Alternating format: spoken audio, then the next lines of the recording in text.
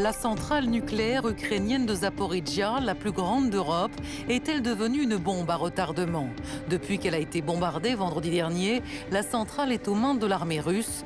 Beaucoup de riverains ont fui, ceux qui restent craignent le pire. C'est la première fois en Europe qu'un conflit armé d'une telle ampleur se déroule dans un pays possédant autant d'infrastructures nucléaires. La plus grande centrale nucléaire d'Europe, la centrale nucléaire de Zaporijia, a été touchée par des frappes de l'armée russe et ça pose donc des questions sur le risque d'explosion nucléaire dans ce conflit. C'est notre cauchemar à tous actuellement depuis l'invasion de l'Ukraine par la Russie, ce risque nucléaire. Il n'y a pas vraiment matière à se réjouir en ce moment. On a eu le Covid, on a toujours le Covid.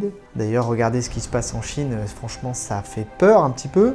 On a la guerre en Ukraine qui s'est greffée par-dessus. Des fois, je me dis, heureusement qu'on n'a pas d'autres problèmes. How dare you! Non, je suis un peu négatif, mais on a quand même une belle échéance qui arrive avec les élections présidentielles, d'autant que les candidats cette année sont particulièrement convaincants. On n'est pas dans une cour de récréation. Et pendant que des millions d'Ukrainiens s'exodent, chez nous, plein de gens se sont rués vers les pharmacies pour acheter des pastilles d'iode. Pourquoi de l'iode? Quel rapport avec les risques nucléaires? Et puis, je considère que... Vous allez voir, c'est pas si compliqué. Générique.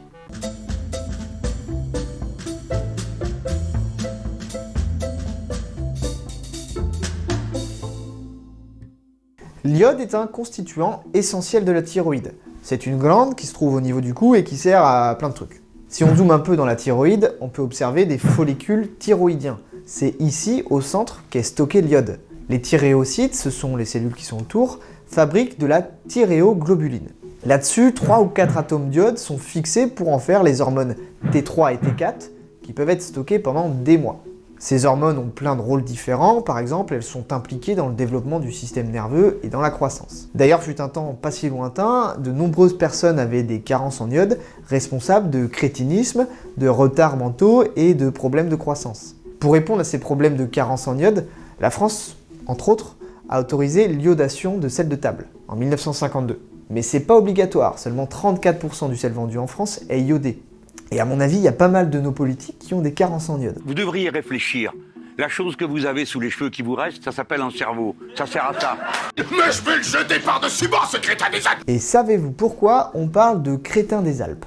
Moi je sais pas, mais ça nous avance à quelque chose de savoir ça pour le risque nucléaire? Non, hein? Petit indice, on trouve de l'iode dans les produits de la mer. Bref, revenons au risque nucléaire. L'iode 131 est un élément radioactif.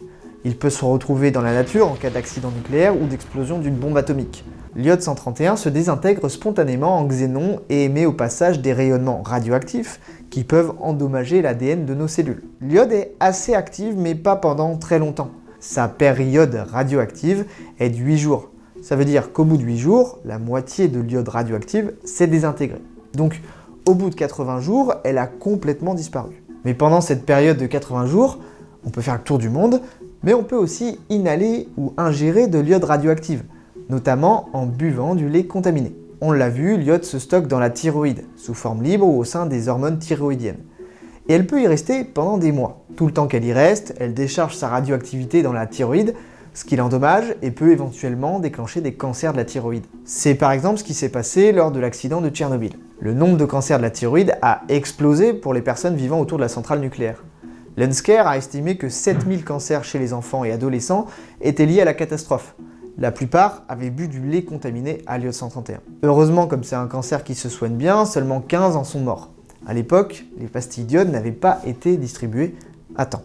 Faut dire que les autorités étaient trop occupées à cacher l'accident. Nous y voilà donc. Pourquoi des pastilles d'iode peuvent limiter l'impact de la radioactivité sur la thyroïde? Oui, mais on y ajoute, voilà, on peut y ajouter le...